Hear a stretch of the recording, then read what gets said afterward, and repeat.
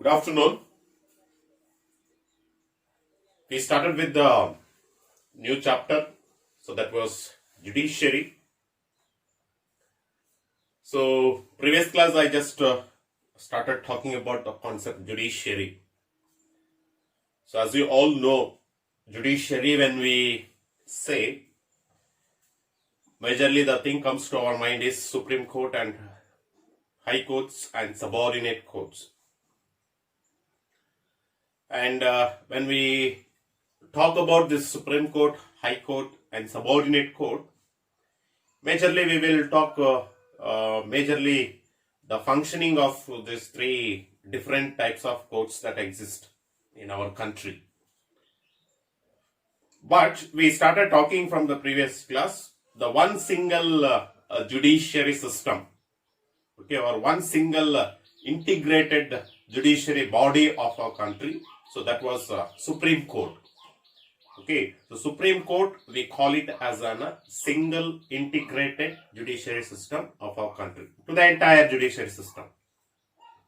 Okay, so even though we have got a federal type of government like central government, state government, we don't have a federal type of judiciary system. Even though we have a High Court to deal the state cases and the Supreme Court to deal the central cases, but to the entire system, okay, to the entire system, we are having only one single integrated body, so that is the Supreme Court. Okay, so any cases that is dealt in the High Court, even such cases can be taken to the Supreme Court for the final, interpretation.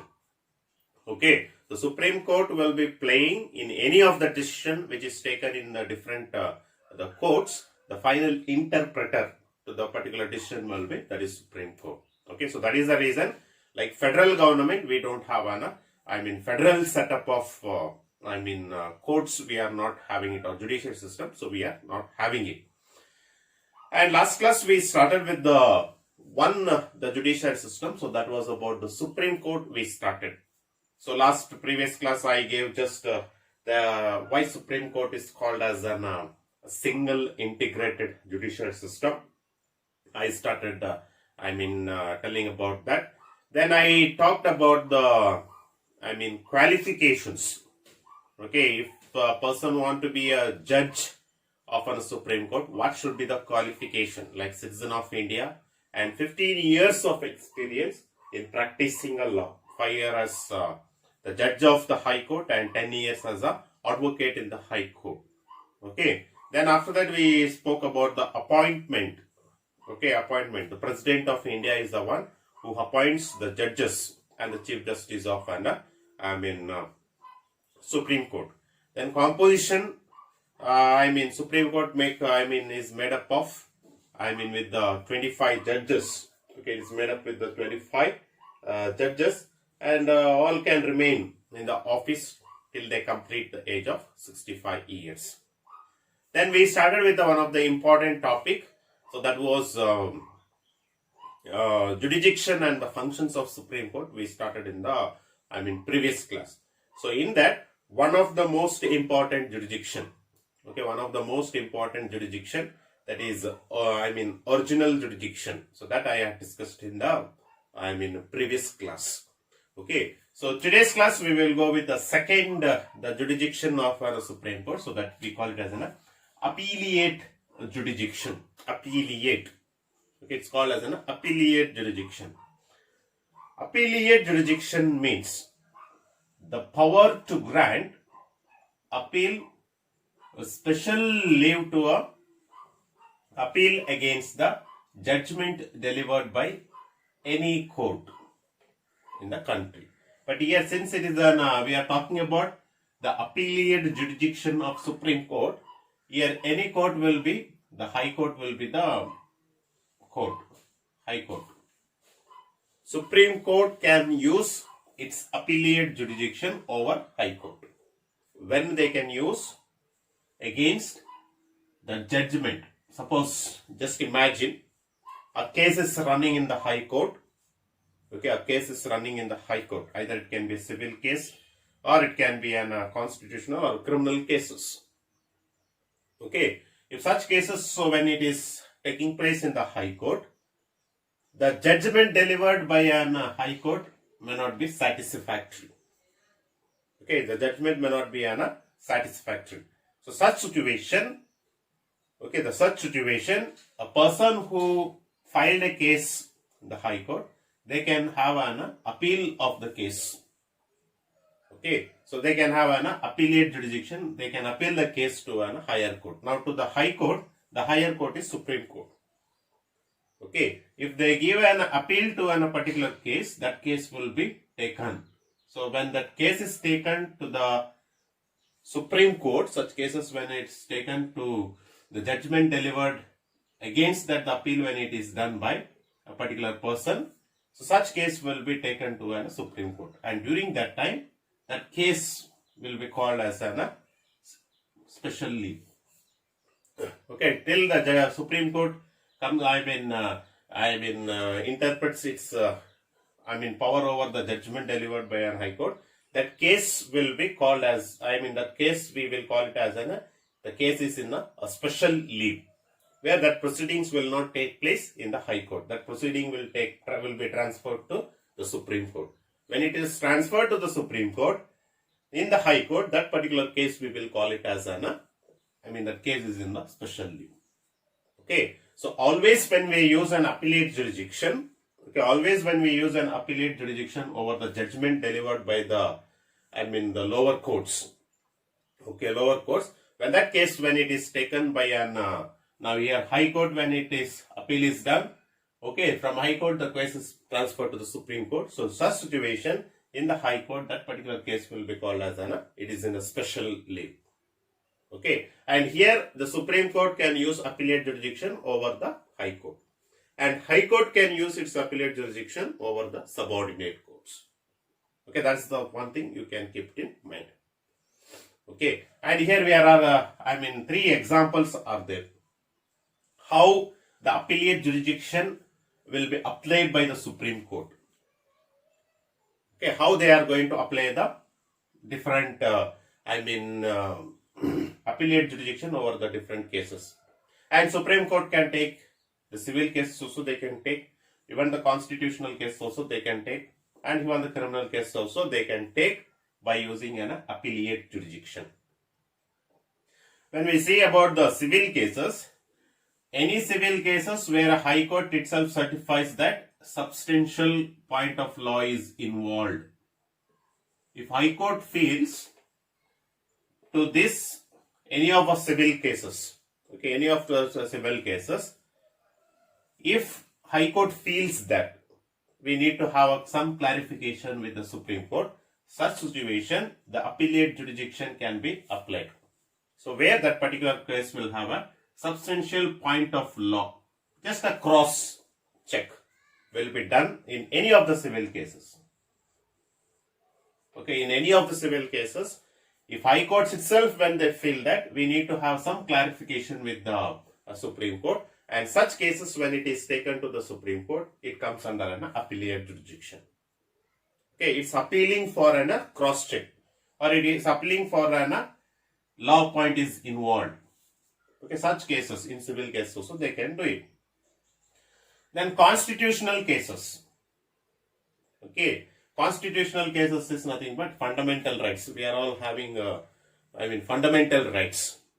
If you have any problem with that fundamental rights, when you appellate, a particular, if you suppose right to education, right to equality, right to freedom, if you have any fundamental rights, if you are not enjoying it, you are appealed, you have got an inequality practice in that. If you have appealed a case in the High Court, so during that time, the Supreme Court, appeal lies to the Supreme Court against the decision. Okay, already you have put the case in the High Court, that is, maybe your right to education, that particular right is been not enjoyed by you. But the decision which is given by a High Court, you are not happy. Okay, so that situation, so what you do, in order to get the right decision which will make you a comfort, so what you do, you appeal the case to an High Court. Such situation, the Supreme Court can take an appellate jurisdiction, even in the constitutional cases. And in the criminal cases, I hope criminal cases means everybody know. Okay, the criminal cases. There are two ways where the criminal cases can be accepted by an Supreme Court under appellate jurisdiction. One is without a certificate. Now the criminal case which is filed in the High Court, already just imagine 5 years is over. After 5 years, the judgment is passed. Where a person who filed a case might have been sentenced, he might have been sent to 10 years of imprisonment. But where actually the person who applied a case or filed a case, he may not be, he might have got injustice. Okay, such situation, if a person, he or she wants to take over the case, so from the appellate jurisdiction, they can.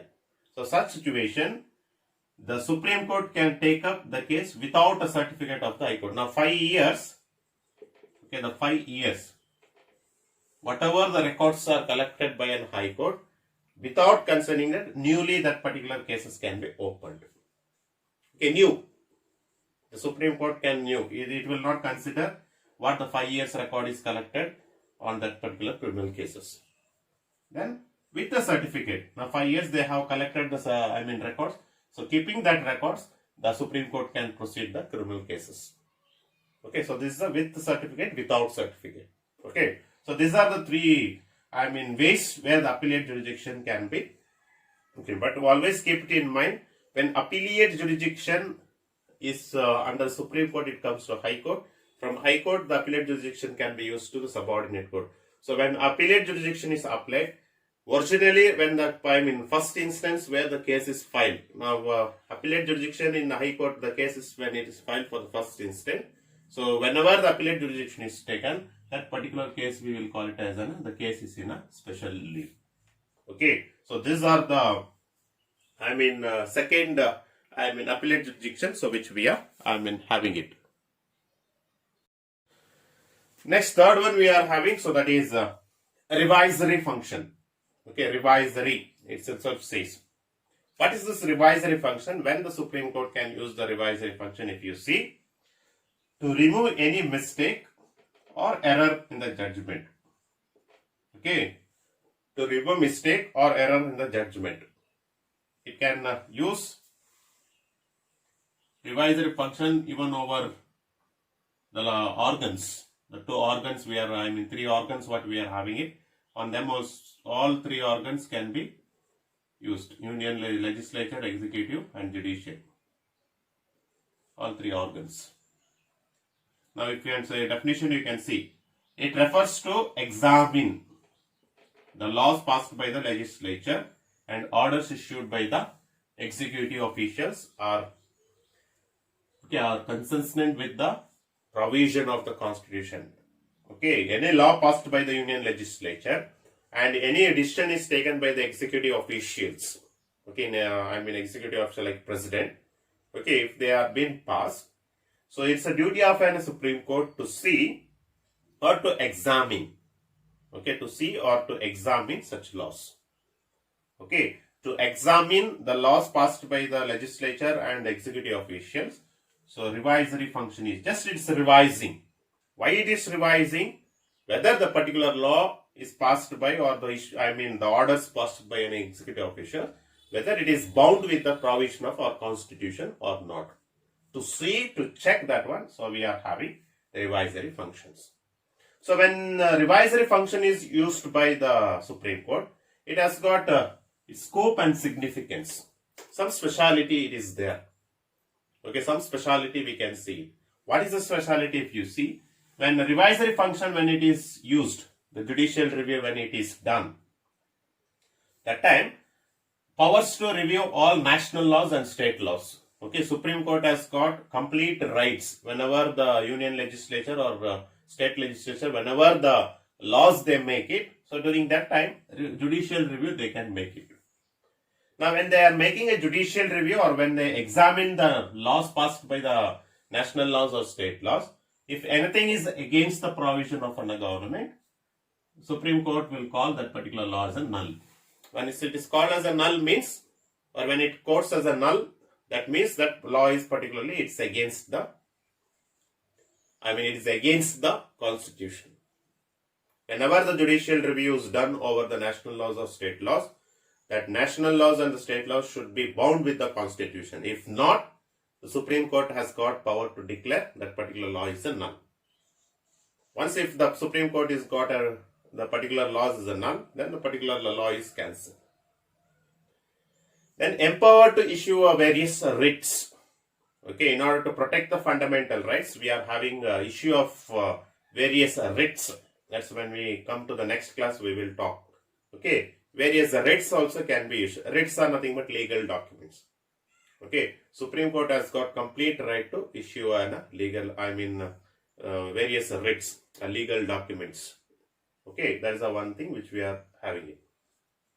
Then significance of judicial review, if you see, so significance shows the role of Supreme Court.